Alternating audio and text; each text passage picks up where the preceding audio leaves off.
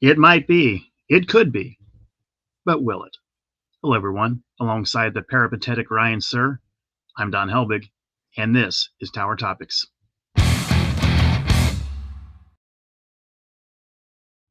Tower Topics is a podcast by Kings Island fans for Kings Island fans, because that's who we are and that's who we care about. Let's start off this show because we got a big show today because the speculation is running, but I want to thank our Prestige Pass members, Jacob Fix, Miss Mandy, 1983, Lil Mac, Brian Hauser, Logan Lipper, 330T, and Aaron Board. Thank you guys for supporting the show at the highest tier. If you want to become a YouTube member, the link is in the description. You get early access to videos, exclusive merchandise, live streams, and hey, you might get some free stuff. You never know. So, Don, the speculation's rolling. Yeah, Ryan, could the new family thrill attraction for 2026 at Kings Island, could that be a roller coaster from Zamperla Rides? Yeah, so if I was a betting man like Pete Rose, if he was still alive and he bet on roller coasters, I would consider this one. And there is evidence for this. So what we're thinking is that this is going to be a Zamperla family coaster. All right.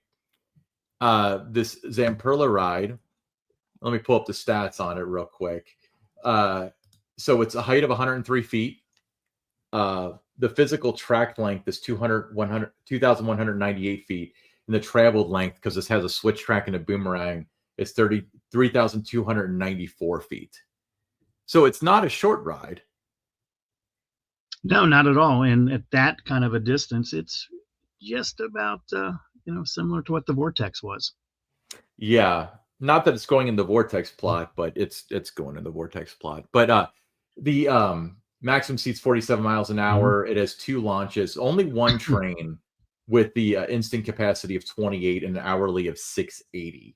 So, I don't really know that would be as big of a problem as it looks like on paper, because nowadays with the seat belts, the individual lap bars, that the Beast, a lot of days, that hourly capacity is 750, 850 range. On a great day, they might get close to 1,000, but it's not that far off from that. So I don't really think that's something that would prohibit this from being the type of ride, or a ride that Kings Island would consider, because it doesn't have a very high capacity. I think what it does have that would appeal to current management at Kings Island is that broad appeal. 42 inches if you've, the minimum height requirement that the Zamperla says for this ride. If you've got what they call responsible adult riding with you, but if not, 48's the standard minimum height for this ride. It's got a unique vehicle feature too, where the last car is turned around backwards. You travel backwards anyway, part of the ride, but still. Yeah. So I guess you'd be going forward for that part of the ride. So I know that everybody wants to see this, but let's start off with the evidence here. So Kings Island sent out a survey. This is 7 months ago. Somebody posted on Reddit. This was not the same survey with the Beast 2.0, which we believe was a hoax. And it called it a family thrill coaster. So notice that family thrill is the linguistics, the language that they used for the announcement. They didn't call it a coaster because they probably thought that Tower Topics would pick up on that a little too quickly. So you would think that would be, that's plausible deniability. Then let's go over to this. So you've got, this is the thing that Zamperla released this at IAAPA a few days ago as of this recording. And then this is their render. And let's put that side by side to what Kings Island released in their survey, and they are almost identical. Now, we're not saying that this is what's coming, but we are saying that the evidence is there. Yeah, it, like you said, it's just about identical. Yeah, and then, so as we reported earlier, there's been survey work around the Vortex area, and that does imply that there is something on the horizon, possibly in the Vortex plot.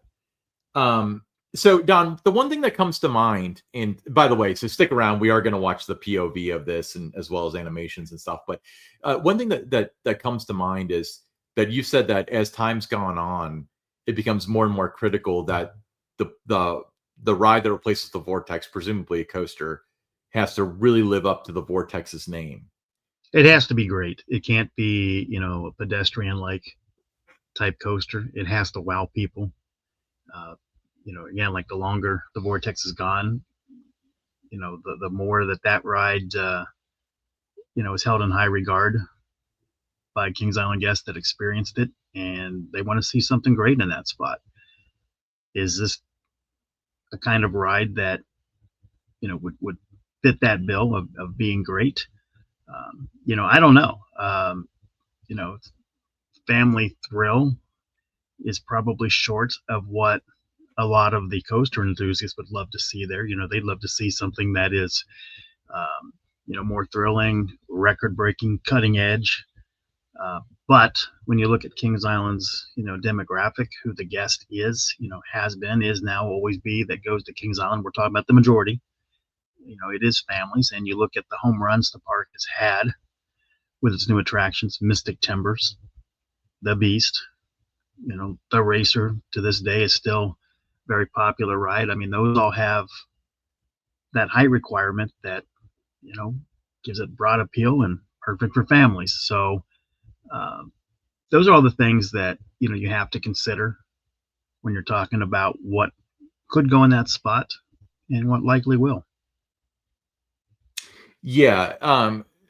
So I don't know. I'm kind of torn on this because, one train, and now you mentioned the capacity of 680 is very similar to what like the Beast runs in today's It's not slow that, it's not, operational. yeah, it's not, I mean, a couple hundred off, and I don't think it's to me, it wouldn't be a deal breaker if I was the park in terms of putting something like this in. I think that this is also a theoretical capacity. So if 680 is the theoretical capacity, if they're doing 550, then they're doing pretty well. Yeah, and look at Snoopy Soapbox Racers. I mean, what's the capacity on that per hour, right? It's probably similar to this, But okay, so let me ask you this. So we talk about the Vortex. The Vortex was an intimidation machine. This is family thrill. Um, I I can't help but think that maybe they kind of went this direction because it was a little bit cheaper than to replace something that's on the scale of the Vortex. Uh, Well, when you look at what they did, in Soap City, the opportunity was there to put in, when you're talking about adding a water coaster, mhm. and you've got a park 3 hours away that has three of them that are not only 1,700, feet long or longer, but also, you know, they win awards every year, the golden tickets for the best. Yeah. In any other poll that's out there, they're always either number one, two, three, and of the three, they're always in the top 5 or 6. So there's a lot of competition there, and you got another great water park in the region in Dollywood, another great water park, Kentucky Kingdom, and this was an opportunity to put something that would either be record breaking or on par with what you have within the region, and it's 530 feet. Yeah. That's what they put in, and it's nice. It complements the area. It's a nice, I would call it a nice complementary piece, but it's not, no one's going to run out and buy a season pass just for this. No one's coming from, Louisville, Lexington, Indianapolis just for this. If it was, along the lines of one of the three that Holiday World has, the aquatic fans, they certainly would plan a visit built around that attraction. That's not going to happen for them. So when you look at something like that, you talk about, going with the one that doesn't cost as much out in the main, the hard park, maybe that's the direction that it goes, because that's, you look at the last few years of what the installations have been, they have been on that lower end in terms of what the price tag is. Yeah, and unfortunately, it seems like a lot of what Kings Island has added sent after. Well, let's include 2020. I hate to like down a $30 million investment, but like let's look at it because if you look at what they add, it's always the disappointing version of it. Because 2020, we're going to add a giga, but it's going to be the world's shortest and shortest in length giga. 2021, nothing. Okay, whatever. Um, 2022 was good. That was the 50th. King's Dominion's the one getting shorted on that one, I imagine, as far as the actual 50th celebration. But 23 was Adventure Port. People were expecting Aeronautical Landing. They did not get Aeronautical Landing. They got 2 rides that opened late and half-baked theming. And then Snoopy Soapbox Racers, the whole area, Camp Snoopy, did not look like the picture on the toy box. So No. it was supposed to have a big, the whole grassy play area was supposed to be outside, and a big structure was supposed to be under the kids area, and they cut the budget because that's what they do now. Yeah, And nice, but not great. Is that the way you would describe Camp Snoopy? It's I nice. would say that the story of Kings Island, with the so let's take out the 50th celebration stuff because that was A plus plus plus, and it's the only reason that I'm not overly angry. But include it up to and including the water park edition for next year, and this if they add it as it stands now, and we're going to get into possibilities which could make it a really good experience, but everything's been very B minus. Like, hey, that's pretty good, but that's not what Kings. I understand, like, and I don't want to throw the family thing around because I feel like you can add for families and you can add for thrill seekers and stuff because that's what every park has done. But nowadays, anytime it's like we can shave $5 million off by making it shorter and smaller and have one train and call it a family thing. It's almost like the standard is good enough. Yeah, standard is the standard is. Can we say that we're adding a coaster? Can we say we're adding a water coaster? Can we say we're adding a new themed area? Not that like we want people to come in here and get completely blown away. Yeah, there was a time, for decades where the standard was, we want to be great. We want to be the best. We want to be innovative. We want to be cutting edge. We want everybody talking about us. So on that, when that's the way it was for so many years, and then now it's, that's good enough. That is a little bit disappointing for those that have been going to the park for years and remember how it used to be. Yeah.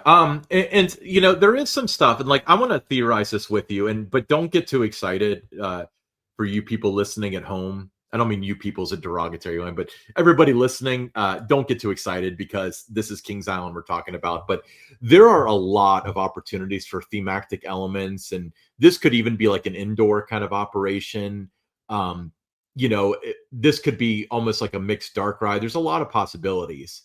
They're not going to do that because that costs money. And if they do kind of act like they're going to do that, they'll half bake what they say they're going to do.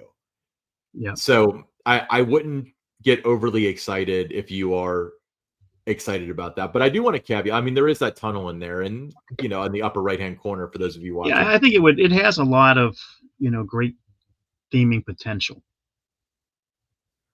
It does. But do you think they'll do it? I think they would put some theming in. Let's go that way. They'll put some theming in. Oh, good. Like what? I think you probably have a tunnel and a couple of different things around it. I don't think it would be as immersive as what you would see at Universal, but I think it would be nice. They would do a nice job with it. I think that they would kind of hype it up like it's a ride / experience / dark story-driven attraction. Yeah, story-driven attraction. And it will not be that. Yeah, and it will absolutely not be that. It's going to be just good enough as to what they describe in the press release. And and they know what they're doing because like with this with Camp Snoopy, they made the concept art so vague that it's like you can look at it and unless you like really inspect it, you're not like, well, this doesn't look like that. That's what they'll do with this. They'll claim that there's thematic elements, but there really won't be. But there will be like one or two things maybe that they can claim are theme wise. But all in all, it's I don't want to rag on something that hasn't been announced because we're not entirely certain this is it. No, not at all. But a lot of things point to this could very well be it. Yeah. And then I do want to pull up a website. You sent this to me yesterday, but Kings Island did file a motion of commencement with Warren County, and Zamperla was one of the many companies that were listed as far as doing work in Warren County, Ohio. Give me just a second. And another one, we were just talking about theming, another one on that list is Daniels Woodland Incorporated. They did the theming for Mystic Timbers. Mm-hmm. They've done theming for other parks in the now Six Flags chain, Twisted Timbers. So that adds a little bit of intrigue to, this possibility when you see both of them on this list. Oh, absolutely. Of course, now I'm having trouble finding it, but oh wait, did I just find it? You've got the Erector crew. Um, Sky High Construction, this is yeah. Sky High Construction. Yeah, they are the ones that erected Orion. So, all the different things are in place here to, say that it is, points toward a coaster for 2026. The word attraction, covers coaster. I think maybe one of the reasons they didn't want to say coaster in there is because everyone would then zero in on the vortex spot. By saying Mm-hmm. attraction, it makes people think, well, maybe it's Boo Blasters, maybe it's the Crypt, maybe it's the vortex spot, maybe it's the old Son of Beast, plot of land, that still is wide open back there. So when you use that word attraction, it just makes it more broad, adds more speculation. I think if they'd have put coaster, I think it would have zeroed right in on the vortex spot. And if it's not what people want, that just leads off with a lot of negative sentiment when it does finally get announced. Yeah. Here's the thing. They're getting people hyped up for the other parks because the other parks are getting good stuff. World record dive coaster, record breaking water ride, stuff like that. And then Kings Island's family thrill thing. So I think that they're part of it is tempering expectations where it's like all your other siblings are getting really good, expensive toys and you're getting. Yeah, but I don't mind the family thrill thing if it's a great ride. I mean, Big Bear Mountain, fantastic coaster. If I'm that willing to say that was at this Kings ride. Island, I mean, that'd be the argument for the best ride there with a lot of guests. Oh, no doubt, but that's not what they're getting. It's like everyone has said that a Big Bear Mountain kind of coaster in the Vortex plot would work really well and it would satisfy everybody. But of course, that's not what they're doing. They're doing a one train Zamperla thing. But I do have this pulled up, and it's commencement of construction, and this was filed on 11/13 of 24, which was just a little over a week ago. So Sky High Erectors. Bainham Painting. They're quite often, but they're doing that. Paramount Flooring. I'm assuming that's not associated with Paramount Parks. Gravity Craft. That's likely doing work on. Well, they're doing the Beast. They're doing work on the Beast. Oh, here it is. Zamperla. And then Jack Rouse Architects. See, Jack Rouse also did some of the handiwork for Adventure Port, but the problem is Jack Rouse can recommend and design and make concept art for as much as they want, and if they're like, okay, how can we make this $5 million cheaper, you're going to end up with something that looks $5 million cheaper. But everything's always in the public record, and this is what it looks like it's going to be. This is filed by Kings Island. Looks like Ride Entertainment Systems has something involved. I don't know. I think Ride Entertainment might broker for Zamperla in some cases. I know that Adam Sandy is the local guy in the United States, but that could be kind of telling. But there's your Daniels Woodland Incorporated. Mm-hmm. No Holovis, though, this time. Holovis did the video animations, right? Yeah, What's in the Shed is them. And then the rest of the theme was the Daniels Woodland.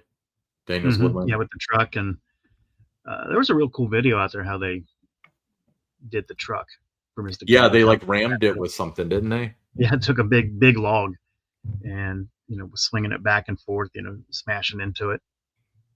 Yeah, but if I do that, they do great work. Yeah, they do great work though. So anyway, evidence is pointing this way. Zamperla did release a video. Let's go ahead and show them. This is both an external off-ride animation as well as a POV. So let's give it a ride. So Zamperla Coaster's Family Thrill Launch Coaster. So for this one, it looks like the last car is not backward in this animation. But who knows? I mean, that's an expense is not necessary. Could be an option, could be an option. Yeah, fast right turn. Angled airtime hill. A double uphill. That's a very small double uphill. Double uphill 2. Swoop turn. S turn, low to the Who doesn't ground like a good turn, S turn? another S turn. Oh my God. Another 180-degree turn and a hump curve into the launch. Then it goes back into the station and then it launches again. And that's when they had that swish track, which is right in front of the station. Then you go to the left as opposed to the right. And you go through the high speed turn. It's funny how they call that, you know, they call it a high speed turn, but it's like high speed's like 57 miles an hour, you know, when you got like the beast, which goes like 60 something right next to it. This seems like it's like Backlot Stunt Coaster and Snoopy Soapbox Racers had a baby. I mean, there's some good elements with this.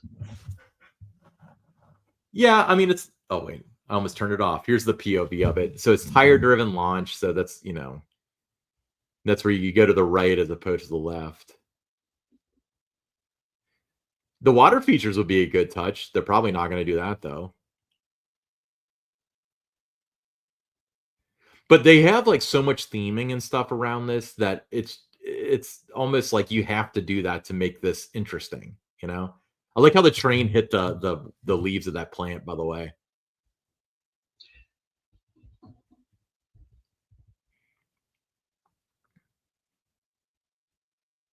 It launches left. Just like a lot of straightaway sections and stuff. And I guess that's attributed to the whole family thrill part of it rather than, you know. But most of the height, by the way, is that spike, and it does not go up the spike very far. No, it doesn't. And then you get your, to end the ride, you get to come back through backwards. Much like Soapbox Racers and Good Gravy. What do you know? Um, maybe in Vertigo too. We can make that argument. That's a pretty thrilling ride. So, like I said, it definitely has an upside. It's not a total disappointment, but for me, there's two things about it that are kind of concerning. The first one is what we mentioned before, where it goes into the vortex plot. For many people, that's kind of like hollowed ground, and it's kind of like you're going to replace the vortex with this, you know. So I don't think this lives up to the vortex. The other thing is we're not Cedar Point. We don't get a coaster 3 years in a row. So, you know, if you're hoping for the next big coaster, grab a Snickers, as Don would say, because It's gonna be a while. this is what you're getting. And then when the next one comes, assuming that it's the same clown show there, you're probably going to get another half baked, you know, you're going to get, like I said, I always voted on Dive Coaster, but I'd almost take that over this. But it's almost, I almost feel like the backlash over this is going to be kind of strong. While with the Dive Coaster, it's kind of like if you don't know what you're missing, you don't know what you're missing. While with this, I feel like people are they're gonna get to the point where, you know, at this point it'll be 6 years since they put in Orion. Orion didn't really, you know, shake any ground or anything, and people are gonna kind of be like, well, you haven't put in anything for adults in a long time. Meanwhile, there's a park down south that just announced earlier today, as of this recording, that they're putting $25 million in over the next 2 years. I don't know that Kings Island up through 2025 has put in $25 million since 2020. You know, but since 2021, because Orion was 30 million. But yeah, so they're putting in more of an investment in, and granted, that is a lot of catch up and stuff, but they're putting the investment in that the park up north is not willing to do. And you know, it's we keep on joking on KIC where it was like, oh, remember when Kentucky Kingdom like wasn't even on Kings Island's radar? And I made the illusion where it's like, well, imagine that kid that you always picked on in high school comes back after summer break and he's jacked because he got into CrossFit. You know, that's the situation they're dealing with, and they're going to be completely unprepared for it. No, you know, Kentucky Kingdom's not going to draw anybody away from Cincinnati, but from the outer markets, that's going to happen. But Don, where else can they find out about this? Well, I'm going to have a piece published on my blog, Theme Parks by Don, and you can read about that. My thoughts on it if this were to be what Kings Island does in 2026. Yeah, very cool. So that if you're watching this episode, that piece will have been published. Yeah. Okay. We'll be right back with your stories.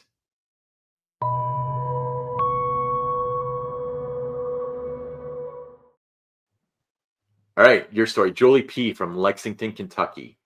She said, in the 1980s, as a high school student, I landed my first job at Kings Island working in the rides department. I quickly discovered it was more than just pushing buttons and checking restraints. It was about communication, teamwork, and handling responsibility under pressure. Very true. I vividly recall my first week, overwhelmed by the pace and precision required to keep my ride running smoothly and safely. I doubted I could keep up until Don Miller, a rides manager, stepped in. Well, we know that name. Don had this way of making every challenge feel manageable. He didn't just tell me what to do, he taught me why it mattered. He emphasized accountability and how every role in the park was critical to the big picture. Under Don Miller's mentorship and other supervisors, I grew into my role, learning to navigate uh, guest interactions, coordinating with my crew during busy summer days, and even stepping into leadership when needed. Years later, I credit those lessons with my professional success. Now I'm a manager in a Fortune 500 company. I often draw on the communication skills, teamwork, and accountability I developed during the summers. Working at Kings Island wasn't a job, it was a foundation. That's my Kings Island story. Oh, yeah, absolutely. You know, I think you learn more in the lowest level of a job than in the highest level. I'm completely on board with that. Yeah, I agree with you. And one of the things I knew Don Miller Mhm. from, you know, I recognized him in the '70s when I would, make that trip up there, once a year. My first visit, I remember him, working there. He just had that, that look that you just remembered, one of those people that stood out. He had a presence about him. And then in the '80s, when I was, riding the racer on a daily basis, just about, he was around a lot, got to know him at that point in time.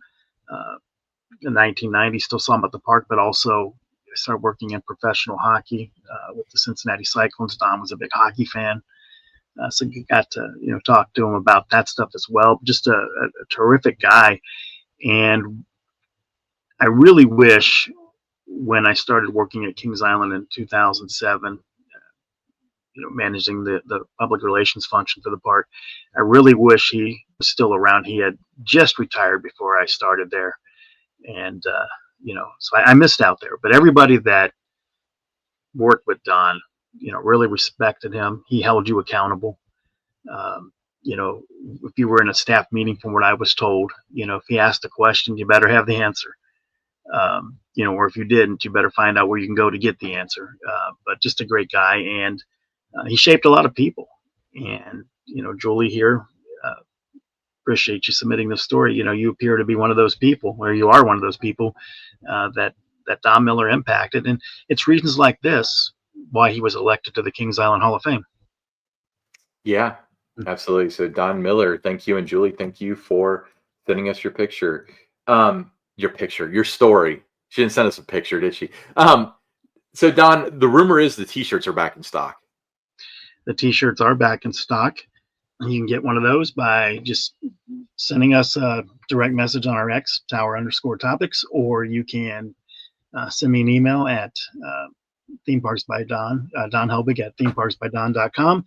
We'll send you the QR code to make the purchase. They're just $22. That includes the shipping. Comes in whatever size you might need. Carolina blue. And also makes a great Christmas gift if you have anybody that is a fan of Tower Topics or Kings Island on your holiday shopping list. Yeah, and while we're talking about Don Helbig at themeparksbydon.com, that's also where you can send your stories as well. So we want, Yes. just like, Julie sent us her story. We want to hear your story. So did you ever work there? Did you meet your spouse, your loved ones? Did you have the most fun time there? Send them to Don Helbig at themeparksbydon.com. Use the subject story for TT so we can easily identify them, and we might read yours on the air. So thank you for everyone who submitted your story, by the way. It's really cool reading those, and onward, forward, and get yourself a t-shirt. They're really cool. We'll be right back with the listener questions.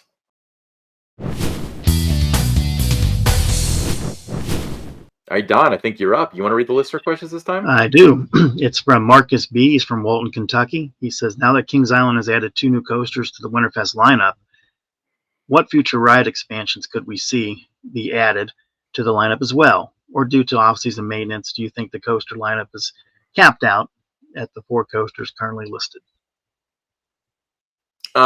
I know that when we discussed the whole racer thing, you were advocating pretty strongly for the maintenance and stuff. But I think that the business needs are going to precede, the fact that Mhm. like we need more time for this. So they might hire more heads, assuming that they're in a good financial situation. I think it's an atrocity that fairly odd.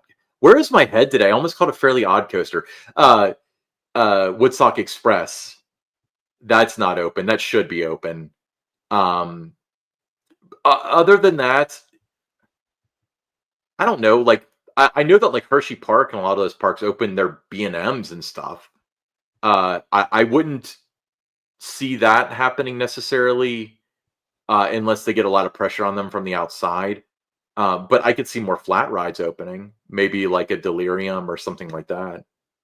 Yeah, I agree. I think a couple more flat rides could possibly open. I do, everybody, always says, well, they can just hire more maintenance guys. You could, but you don't have any more space. So that's Well, one of the then things. build more space. Unless you work, night shift and that with it. But yeah, I think there'll be a couple more rides. They'll continue to add, and as you look to the future, and different rides get added. Some of them are added with that in mind, that it can operate in the colder temperatures and be something for Winterfest. Snoopy Soapbox Racers was certainly one of those attractions back in uh, 2023 when they were opening Soul Spin and Cargo Loco. Those two rides were also added with that in mind, that these could be two other rides that we add to the Winterfest lineup. So you're always looking to have more attractions for everybody to do. But in terms of the coasters, I don't think you'll ever see Orion. I don't think you'll see Diamondback. I think although other parks do run their B&Ms, like you mentioned, Ryan, I just don't see that as something that they'll add anytime, at least in the foreseeable future. Like I said, it would be external forces. It would be, like I'm not even going to bring up Kentucky Kingdom again because they don't have anything in comparison to Diamondback or Orion. But let's say something about like the zoo. I mean, the zoo is busy as ever Right. already, and they're getting competition from the Newport Aquarium and stuff like that. So that's what I mentioned. These external forces, if they want to drop a bomb that only they can do, that's something that they have. They got these large scale rides that nobody else has. So I think the possibility is out there. I'm not saying it's on the table right now, though. And it also, it comes down to, it's not just the rides with maintenance and that. It also comes down to, how much are they willing to allocate, for the labor cost, Right, to right, have right. all the associates. So that factors in as well. What's going to be open. Yeah. Cool. What's the next listener question? Next question comes from Jim F., Cincinnati, Ohio. He says, what are your thoughts on the current situation of the merger and how it will impact the normal guest at the park versus the Kings Island enthusiast that go more than 30 plus times a year? Um, I would say in the short term, you never would have known the difference at all. I mean, there's little stuff here and there where they were cutting budgets and doing weird stuff last year, and it was worse last year than this year, I think. They didn't close or Planet Snoopy at 9 this year like they did last year. I think it got better, if anything. A little bit better there. I think one of the things that the guest that goes once might not notice. And we've talked about it on a previous episode about the possibility of the operating calendar looking different next year. Maybe fewer Right. days, maybe closing at 9 o'clock during the week, maybe starting daily operation later, ending it earlier. Those kind of things. The guest that goes once, maybe twice a year, that's not going to really be much of an impact to them. The guest that goes more than 30 times, they're certainly going to notice, that being something that impacted them from the merger. I think if you have the season pass holders, that there's a lot of them that like to get to the park at 5:30 range. They like to use their dining plan twice. You close at 9 o'clock. They're not going to be able to do that twice. So little things like that would impact that guest that comes more than 30 times a year. Yeah. Well, and honestly, when we talk about both of the points that you brought up, actually, so the operating days as well as the hours, that affects the individual ticket people too. Like I know of people that back in the day when they actually used to close at midnight before spooky things came out at 10, they uh people that I know that would buy like a ticket and go once a year, once every Mm-hmm. other year, would specifically go on the nights of midnight closes because they perceive that as the best value. I know that me and my friends, I have a friend that lives in Florida that would come to town once a year, and you'd always time it so it was at a midnight close because we'd buy fast lane that day, get the best deal out of our fast lane. So I think that they've lost out on that opportunity. But if they start closing at like 9, that's when you're going to have people that are like, I'm just not going to go during the week, and that's when attendance is going to dip, and they'll blame other things. They'll blame the economy or something like that, but it's going to be because it's short-sighted. But then as far as the operating days are concerned, I mean, how many families do you think show up now that week that they're closed in August? You mentioned that on a Well, previous show. yeah, it's not as bad as it used to be. I mean, there was a time where it was hundreds every day. Would come that last week in August, and from pretty Yeah. far distances, not knowing the park was closed. But now this is before everybody had access to a mobile device and could just go on their phone and check out the calendar. You would have had to have visited the website or made a phone call or sent an email to try to figure out when it was. So now there's really no excuse for not knowing when the park is open or what the hours are, because it's right on your fingertips. Everybody has a mobile device these days, just about. So you don't see it as much as you used to. No, and I agree, but it's one of those things where if the park starts throwing it on people, like you should have checked the website, like that's asking a lot of people who have grown up with the past nearly 50 years of the park being open 10 a.m. to 10 p.m. Memorial Day for Labor Day. It's kind of like if they did the close on Tuesday thing, like Six Flags Over Texas did. If people show up on Tuesdays and they can't get in and they're upset, it's not their fault. The park's been open on Tuesdays for 50 years. That will be a problem. They'll have to do a great job of communicating that, if Yeah. that's something that they do end up doing. I don't know that they will do it. What we No, but I'm what we saying, do know, though, is it's something that's discussed on what can we do. What how can we you know cut back. One of the mandates is they're finding ways after this merger to to save where they can. They had what 100 and something, $120 million they were going to find a way to save over the next couple of years, and that's one of the ways you do it is by reducing the operating calendar, reducing your labor force, combining jobs. All those other kind of things all factor into that. So if they while it's on the board, it's a possibility that we're going to see the park not open on Tuesdays. And you're right, there will be people out of habit, they do go on Tuesday and they're going to find that the park's closed. right. And I think it's a disservice to them where it's like it's all summer. It's like you can't use the labor. Labor's a lie, by the way. If they say they can't staff whatever, it's because they choose not to. We've been through this. That's off the table. But the whole Tuesday thing, it's kind of like you have the workforce, you have the people willing to go. If you cut it just due to budgetary reasons, you're disservicing the customers. But I even think that maybe even the new Six Flags backpedaled on that for over Texas, because I know they reversed a lot of the weird Six Flags decisions. But here's the thing, and my fear is that next year's operating calendar is going to be kind of bad, because it seems like a lot of the stuff is very strategic. Because this is the first year since Cedar Fair took over that your pass, especially all the add-ons, are good through the end of the year and then next year. So a lot of people are like, well, heck, I can buy it now and I can use the meal plan now. Heck yeah. Then they've got you locked in. Then they drop this calendar on you, which isn't very good. But at that point, you're baked in. So I'm afraid that they kind of know that there's going to be a fair amount of people when they see the operating calendar and they're like, I'm going to sit this one out. Yeah, there was a reason why all of a sudden you could use next year's dining plan this year if you didn't have it before. It goes against everything else that we're seeing, and it's very suspicious, and it makes me think that there's a reason for that. But the thing that they don't understand, and the short-sightedness that comes with this, is especially because, again, it's a clown show there, so they don't understand that releasing the calendar is incredibly important, because you're losing the trust of people at this point. Next year, when they do the same thing and then they ask you to buy a pass, people are going to be like, we only visited 3 times this year. I'm not going to do it. Because we always talk about a season pass being $120 or whatever. Mm-hmm. But the reality is, like, for these families of 4 that get the season pass, the dining, the drink play. I mean, they're talking about like $1,200, $1,300, and that's an easy thing to be like, we only use that 3 times. That's like $400 a visit, you know. So I think that's my fear for them. It's not necessarily 2025; it's more 2026. And granted, if they get this coaster that we're talking about, maybe there will be some people that'll get excited about it. But if parents are the decision makers, maybe that'll play into the whole thing of like they don't even invest in that park and they cut the hours, and the food lines are long and they have rotating restaurants. Not all the rides are open. They added this tiny little water slide, called it a water coaster. Let's do something else this time. Yeah, one of the things that, and we touched on this in a previous episode, was putting out there 2 years in advance what they were going to be adding to the different parks.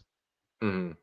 And there was a strategy, a reason for doing that. We talked about that. It's for the investors. And but I think when you do that, there's a number of people that I've seen, on social media, with different Facebook groups and on X, talking about, they're not too excited. They're not water park people.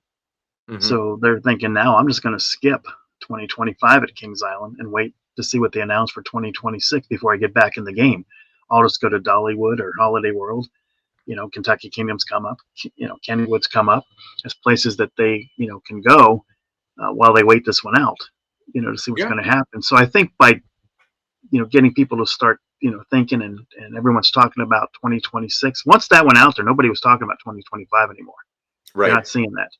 And to be clear, this is not a referendum on the people overseeing Kings Island. This was not their decision. And honestly, I think as true as everything you're saying is, it was put out there for a reason. And it was because I theorized that Wall Street was afraid that they weren't going to invest in the parks. That's the only reason I can think of why they would do something like this, because on every other regard, it's completely foolish. Yeah, exactly. So totally, non-traditional that you do something that far in advance. And you got everybody looking past 2025. And you're right.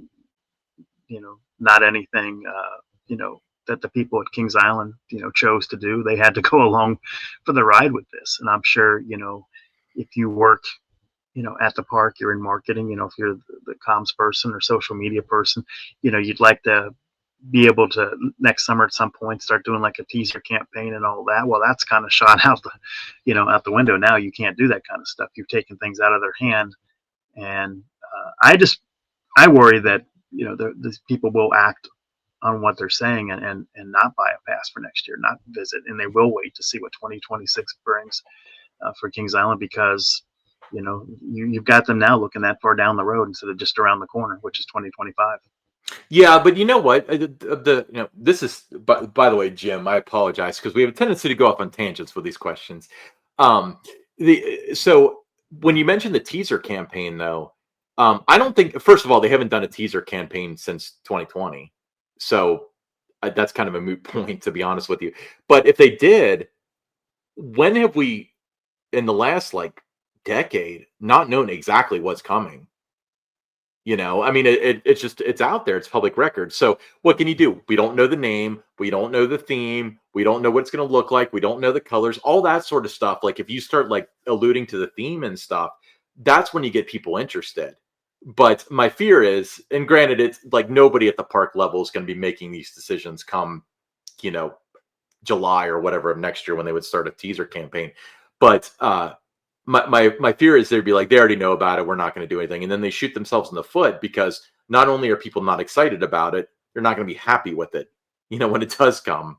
Yeah, one of the questions I've got, several people have messaged me or sent me an email, and they've asked if I thought, because they did it this way, that moving forward that the parks wouldn't do their own individual type announcements, that it would be done the old Six Flags way, where they just pick a day, and they just put out a video, and they just kind of go down the line and say, at this park they're getting this, at this park they're getting that, and they just put out a YouTube video, and then from there, the local media, they all pick it up.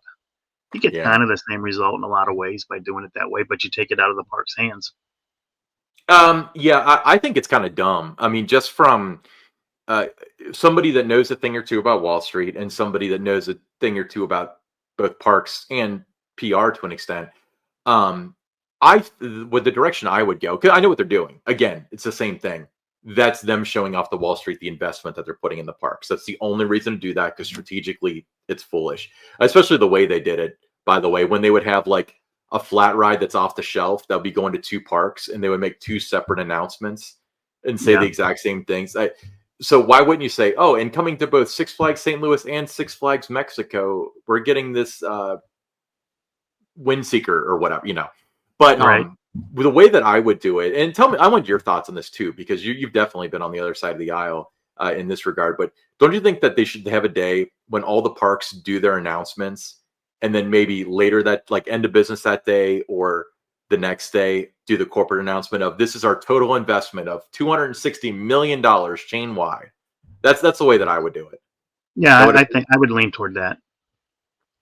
yeah, If because you that had to have way. everybody, if you had to have everybody do it on the same day. Well, I mean, you wouldn't even necessarily. I'm saying, like, if they think it's important to have this all released at the same time, at least with this, they can have their parks have their moment, and make their announcements and have the media out and stuff like that. And it's just, I think it would be more impactful that way. Hmm. Um, but I again, it's a lot of the stuff is like, well, that's typical Six Flags, but it's not Six Flags anymore. Six Flags is dead. It's Cedar Fair that ate Six Flags and then took their name. Yes. It's a case of stolen identity if I've ever seen it. Um, No, thanks for the question, Jim. yeah, thanks. I hope we answered it in that 25-minute diatribe. You probably Anyway, answered questions that other people would have had for us, right? Now we won't get any questions next now week because we're. you went I ahead know. and answered them all. I'm gonna use Apple Intelligence to summarize what we said, and then it'll cut out a lot of the juicy stuff. All right, I'm Ryan, so along with Don Helbig, and this is Tower Topics.